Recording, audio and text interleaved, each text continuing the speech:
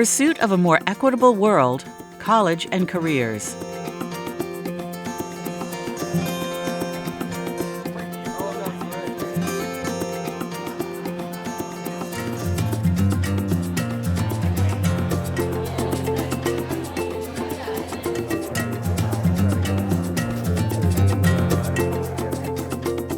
An excerpt from John Kemp's keynote address at the University of Washington. Thanks to all of you for coming. Good afternoon. I'm Sheryl Burgstahler, the founder and director of the DO-IT Center, where DO-IT stands for Disabilities, Opportunities, Internetworking, and Technology.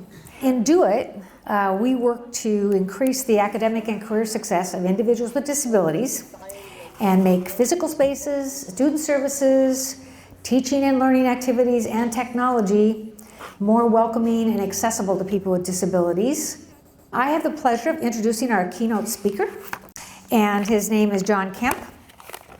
I met him around the time when I founded the DO-IT Center, which is like more than 25 years ago, and we've sort of been traveling in similar circles, so it's really especially nice for me to have you here, John.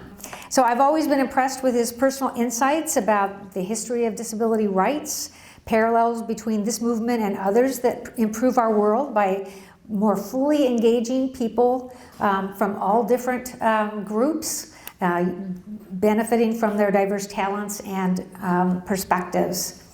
He's been an ally of DO-IT and other organizations that serve to create a more inclusive world, and he's even mentored a few of the DO-IT scholars. He is a renowned disability rights leader who co-founded the American Association of People with Disabilities and is now the president and chief executive of a network of nonprofit organizations that provide services that educate, employ, and empower children and adults with disabilities. His talk today is titled Then and Now, People with Disabilities and Our Pursuit of a More Equitable World. So will you please join me in welcoming John Kemp to the podium?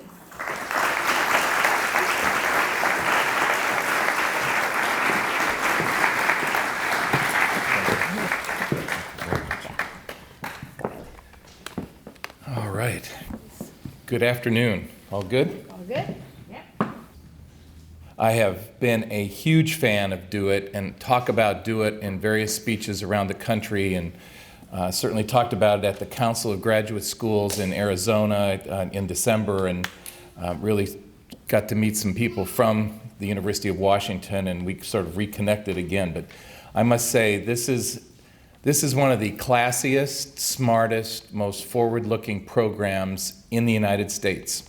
So whether you are thinking you're all out here on an island and you're not connected and you're this and that, you're far from it. You are totally in front of the crowd of young students, high school students and college students who are looking to prepare themselves for real, competitive, integrated, inclusive employment.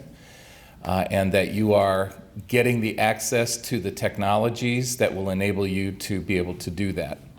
Some of it you are probably creating yourself, and it's certainly an era of personalization and customization in technology.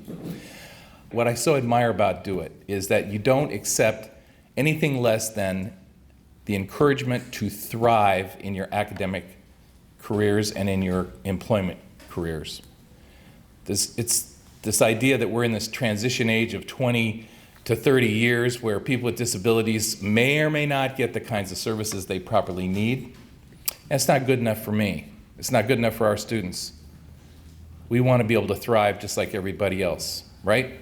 This is what we want very, very much. Today we have the largest number of college graduates with disabilities who are unemployed ever in the history of the United States. We've done a better and better and better job of getting students with disabilities through high school, through college, and they can't get a job. And that is a disgrace for our country. We're better than that. And we haven't quite figured out the underlying issue. When we compare ourselves to other minority groups and other protected class groups, Why is it that we lag so significantly far behind in our employment rate? There's something deeply embedded in our society that does not allow an employer or people, just generally, employers are people too, right? But why do employers not perceive us as having capabilities? Why? So much of it is really based on all of the glitter and glam that our chairs and our scooters and our canes and our prosthetics and everything else that we present causes them to think that we can't do a job that they have predetermined how it should be done. Hopefully we're in an era now where it's not so much how you do a job, it is you tell me what the outcomes you want and the quality expectations that you have and the quantity and all the other characteristics that you want to measure. And we get to do it, whether we do it at 2 o'clock in the morning or it takes us 2 or 3 extra hours to do it, the outcome measurements can be adjusted. But for some reason, because people who are in power positions perceive people with disabilities as unable to be able to perform the jobs that are there in a way in which they think they should be performed.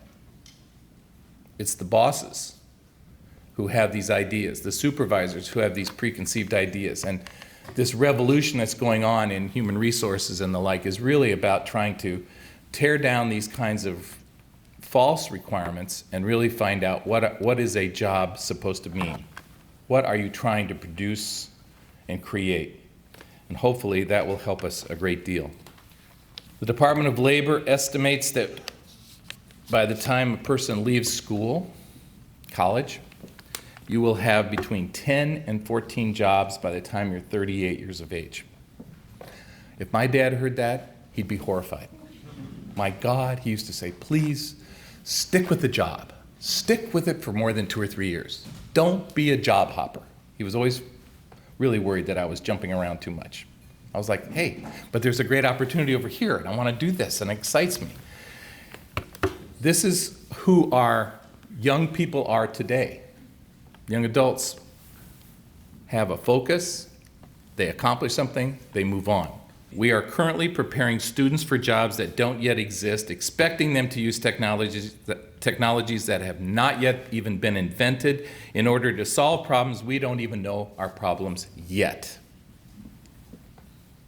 Now, how would you like to be teaching in that environment, right?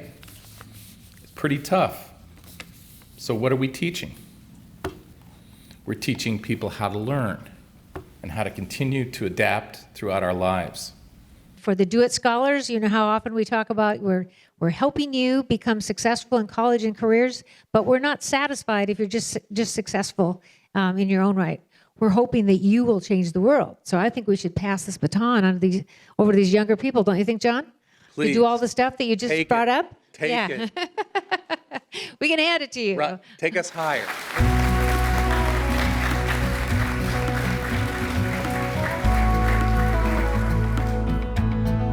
For more information about Do It, consult washington.edu/DOIT. This video presentation was created with funding from the Do It Scholars Program hosted by Accessible Technology Services at the University of Washington.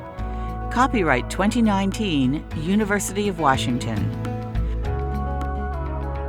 Permission is granted to copy these materials for educational, non-commercial purposes, provided the source is acknowledged.